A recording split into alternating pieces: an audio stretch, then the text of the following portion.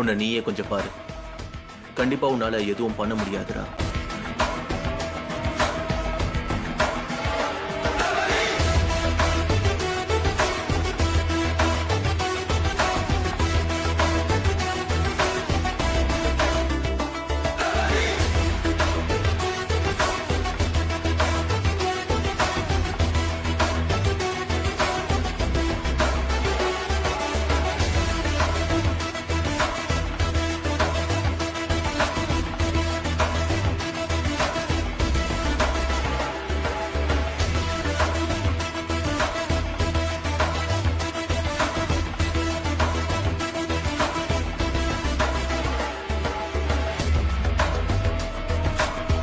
நான் உன்னை குறைச்சு மதிப்பிட்டுட்டேன்.